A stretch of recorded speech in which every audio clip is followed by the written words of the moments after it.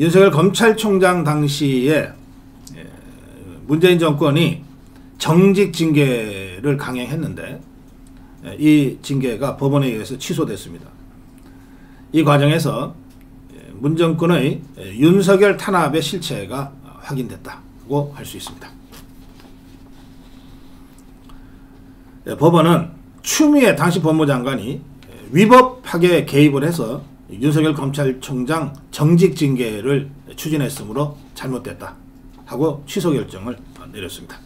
자, 그렇다면 법무장관인 추미애가 위법하게 개입해서 이 잘못된 정직 징계가 강행됐다는 뜻이니까 위법하게 개입한 추미애의 직권남용 혐의를 법원이 공식적으로 인정한 겁니다. 다시 말해서 추미애에 대한 직권남용 수사가 즉각 실시돼야 된다 라는 점을 제가 강조합니다. 근데 이게 이제 한 2년 반 전의 일이기 때문에 당시 상황이 좀 가물가물하신 분들이 계실 것 같아서 당시 상황을 제가 간단하게 재구성해서 설명드리겠습니다.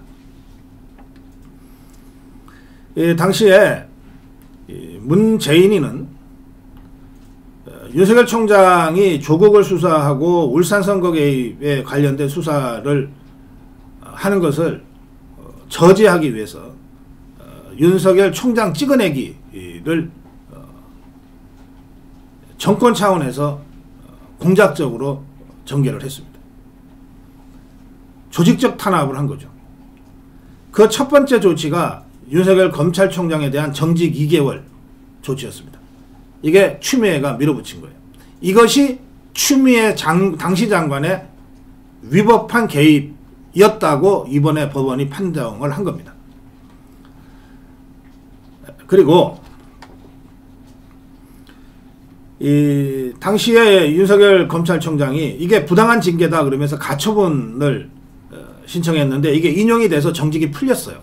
그러자 그 다음에 윤석열 총장을 탄압한 조치가 도이치모터스 주가 조작 재수사였습니다. 그런데 도이치모터스 재수사를 2년 동안이나 했는데 이성윤이란 자가 2년 동안이나 했는데 이 2년간의 수사 끝에도 결국 혐의가 없다. 혐의가 없는데 무슨 수사를 계속 하라는 거냐 하고 수사팀의 의견이 올라갔음에도 불구하고 이성윤이가 이게 당시에 서울 중앙지검장이었거든요. 이 수사팀의 의견을 묵살하고 결론을 끝까지 내질 않았어요. 끝까지 끌고 갔습니다. 이게 지금의 김건희 특검이라고 하는 종북 주사파들의 공격으로 다시 재현되고 있는 거예요. 그 다음에 당시에 한동훈 채널A 사건이 갑자기 터졌어요. 한동훈 채널A 사건. 그런데 당시 문재인 정권의 검찰이 수사를 했는데 당시 한동훈 검사에 대해서는 기소조차 하지 못했습니다. 팩트가 없었으니까.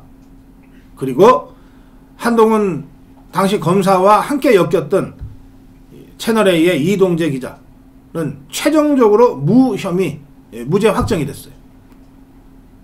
저희 방송에 얼마 전에 나와서 방송했었습니다. 결국 이번 당시 윤석열 총장의 정직 2개월이 위법한 개입에 의한 부당한 징계였다고 하는 이 사법부의 판결은 동시에 도이치모터스 주가 조작 재수사가 위법한 것이었고 윤석열 총장을 찍어내기 위한 문재인 정권의 공작이었고 한동훈 채널A 사건도 그 연장선에 있었다는 것을 백일하에 드러낸 판결입니다.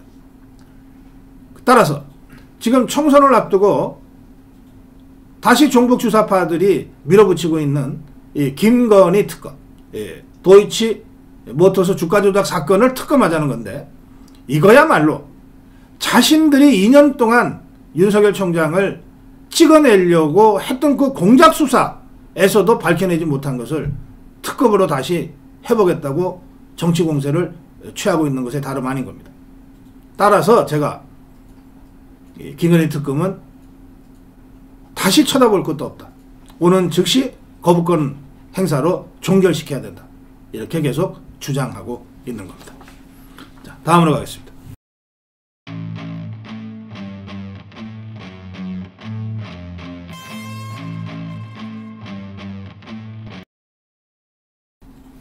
실거주자 의무 폐지, 주택법 신속 처리해야. 어제 윤석열 대통령은 국무회의에서 주택법 개정안을 언급했습니다. 분양가 상한제 아파트에 대해서는 실거주 의무를 5년씩이나 강제하고 있는 문재인 정권의 이 주택법이 선의의 피해자들을 양산하고 있다는 문제의식을 갖고 있는 겁니다. 그래서 분양가 상한제 아파트에 대한 실거주 의무를 폐지하는 주택법 개정안을 신속하게 처리해달라. 이렇게 국무회의에서 윤석열 대통령이 주문했습니다. 윤석열 대통령의 발언은 이렇습니다. 주택법 개정안이 아직 국회를 통과하지 못해 우려가 커지고 있다. 투기를 잡는다는 명목으로 도입한 불합리한 규제가 시장을 왜곡하고 있다. 그러면서 이 개정안을 연내에 꼭 처리해달라. 국토교통위원회는 내일입니다. 내일 올해 마지막 법안 소위를 열고 이 주택법 개정안을 심의할 예정으로 있습니다. 말씀드린 대로 이 실거주 의무는 2021년 문재인 정권 때 수도권 분양가 상한제 아파트 청약 당첨자에게 적용하는 규제입니다. 입주 가능일 직후부터 최장 5년간 해당 주택에 실제 거주해야만 인정하겠다는 거예요. 그런데 자, 아무리 무주택 실수요자라 하더라도, 그래서 분양가 상한제 아파트에 당첨이 돼서 들어가 살려고 하더라도 입주하려는 시점에 이 사람들은 무주택 실수요자니까 집이 없는 사람 아닙니까? 월세를 살든지 전세를 살든지 하고 있을 거예요. 그러면 전세금을 반환해서 그 집에 들어갈 수 있는 돈을 만들어야 되지 않겠습니까? 잔금 같은 거. 이게 그런데 자기 뜻대로 안 되는 경우가 있잖아요. 예.